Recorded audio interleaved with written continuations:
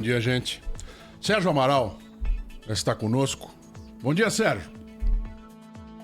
Bom dia, Eduardo, Thaís, Pedro Campos. Tudo bem com você, gente? Ótima sexta para todo Não mundo. tão bem quanto você que está na final da Copa do Brasil, mas estamos bem aqui sobrevivendo com as notícias do dia, viu, Sérgio Amaral? E você vai começar falando conosco aqui sobre a decisão de ontem do TSE, né? Que quer punir, diz que não pode ter candidatura mentirosa, não pode ter injúria. Vai pegar isso, Sérgio? Como é que vão fazer para fiscalizar todas as campanhas do Brasil, hein? Isso de vai pegar é interessante, né? Porque o que mais se fala no Brasil é que tem lei que pega, tem lei que não pega, né? É a nossa jabuticaba jurídica, vamos dizer assim, né? Os ministros do TSE garantem que isso vai dar certo, que vai ter jeito de fiscalizar e tudo, né? Ontem o tribunal fixou aquela tese, né, que proíbe os chamados disparos em massa de mensagens, né? Na verdade, assim, proíbe a mentirada na internet, né? O vale tudo.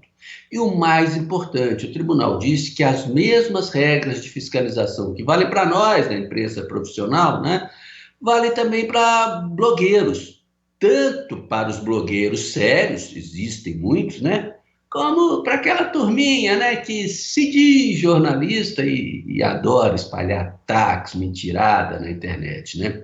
E para mostrar que isso não é só retórica, eles mostraram lá, ó, cassamos o mandato do deputado Fernando Francischini do Paraná, que divulgou mentira no dia da eleição de 2018, né?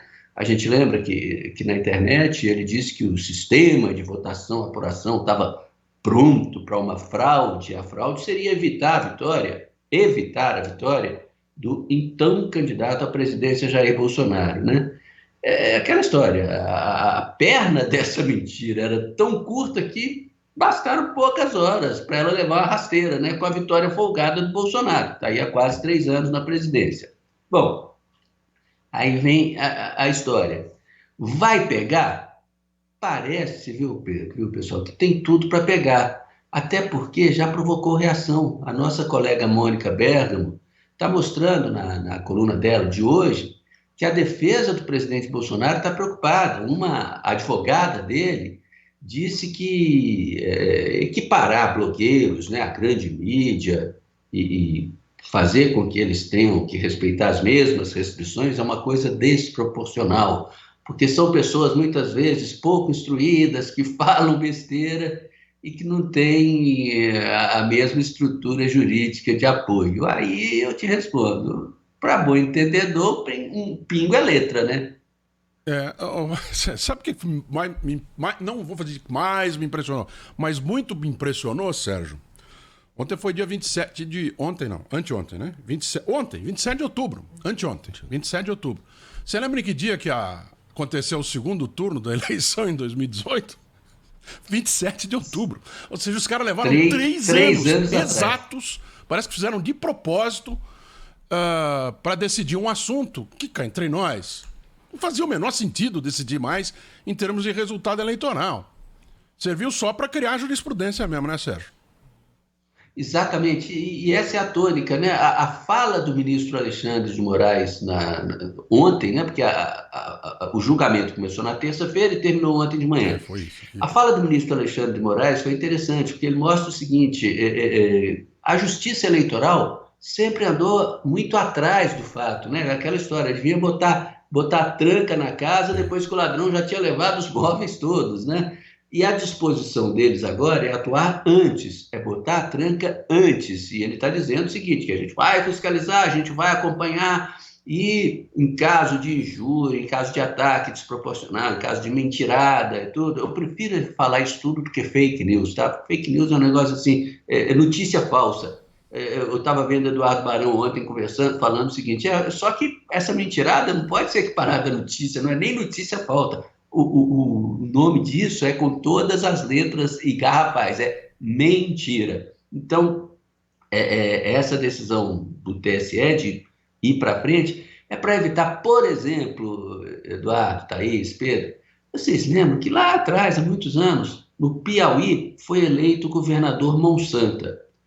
Faltando 9 meses para terminar o mandato dele, ou seja, 3 anos e 3 meses depois que ele já estava no cargo, o Tribunal Superior Eleitoral cassou o mandato dele. E aí o segundo colocado lá da eleição de 3 anos antes, o Napoleão, que deveria, então, ter sido eleito lá atrás, governou por 9 meses. É um tipo de jabuticaba brasileira, como se costuma dizer, né? E que o TSE parece que está querendo acabar com isso. E a gente tem que lembrar uma coisa importante, Eduardo.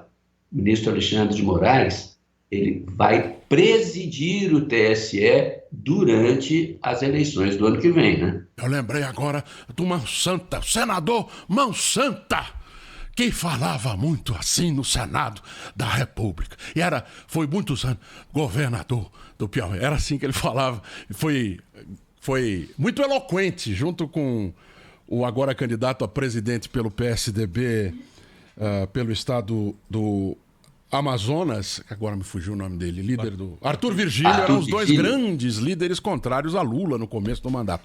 O Sérgio, temos mais um assunto para trazer com você, né, Sérgio? Porque você foi o primeiro, não foi um dos primeiros, foi o primeiro a dizer, olha, esse negócio do Auxílio Brasil, Bolsa Família, não é tão fácil assim quanto estão dizendo e não vai sair do jeito que estão falando. Não saiu, Sérgio? Não saiu porque tudo indica, né, Eduardo, que falta o quê? Falta vontade política, principalmente de muita gente que é aliada do governo, né? A área política do governo, considerando aí os ministros políticos e os aliados do governo lá no Congresso, olha, tudo indica que eles não estão nem aí para o Auxílio Brasil, né? Os caras querem mesmo prorrogar o auxílio emergencial, que atende muito mais gente, né? O que significa mais votos, né? E o auxílio emergencial, a tendência é que ele acabe ficando todo fora do teto, né? E aí o que acontece? Sobra mais grana dentro do teto para as emendas, aquelas tais de RP9, né? Chamadas de orçamento secreto. E aí os caras fazem a festa na eleição do ano que vem, mostrando o tanto de dinheiro que mandaram lá para os redutos eleitorais deles, né? O bem que eles fizeram para os eleitores deles, aquela festa, né? E por que isso volta agora com força às conversas de bastidores do governo? Primeiro, porque eles nunca abandonaram essa ideia, está claro. Segundo, porque aquela solução com a qual o ministro da Economia, o Paulo Guedes, concordou, né, aquela de parcelar os precatórios e mudar o jeito de calcular o teto de gastos, né, fazendo o puxadinho do teto, virou um trambolhão difícil de passar no Congresso, nem nada faz prever que essa confusão vai ser desenroscada rapidamente, né? E terceiro, auxílio emergencial acaba hoje, a parcela de outubro é a última. E aí, sem as bases do novo programa, que está difícil de ser aprovado no Congresso, o governo vai deixar aí milhões de brasileiros tomando sol, chuva, sem ter como nem comprar comida? Não pode. A decisão final não está tomada ainda, o discurso de esperar o Congresso, fazer a parte dele ainda está aí, mas o reloginho está andando. A qualquer momento o governo deve tirar aí o coelhinho da cartola, viu? Então, mas aí, Sérgio, como é que faz? Porque para que isso possa sair do teto, você tem que ter ali um argumento de excepcionalidade, ou uma situação de emergência, de calamidade, e órgãos de controle talvez não considerem que, nesse momento, a pandemia ainda oferece esse quadro, né? Não existe mais a imprevisibilidade. O que o pessoal está argumentando é isso. Todo mundo já sabe, a pandemia está aí há 2 anos e tudo, mas a argumentação a ser usada seria a de que isso aí serviria para combater os efeitos, como eles dizem lá, né? Palavra bonita, os efeitos deletérios da pandemia, que eles ainda persistem e tudo. O pessoal lá da economia acha que a economia já começa a dar sinais de recuperação, muita gente que recebeu auxílio emergencial e que ainda recebe, aqueles chamados invisíveis, né? Pessoal que vendia água no sinal de trânsito, que vendia picolé, carrinho de pipoca, tudo que esse pessoal já tem condições e muitos deles já recuperaram a atividade econômica, já estão recuperando a renda própria, né? Por isso eles querem reduzir mesmo só para os 17 milhões de famílias, que são as do Bolsa Família, mais quase 3 milhões aí. Só que isso aí é um argumento técnico que o pessoal da área política não está aceitando assim de maneira muito fácil, não. E aquela história. Tem que pensar que o ano que vem é ano eleitoral. A gente não pode nunca perder isso de vista. Aí vem aquela história, o presidente está fazendo isso para se eleger. O que está acontecendo de verdade é que esses ministros da área política, os aliados do governo, estão tentando convencer o presidente de que o melhor é continuar com essa base maior de beneficiários, que isso pode ser importante assim na eleição.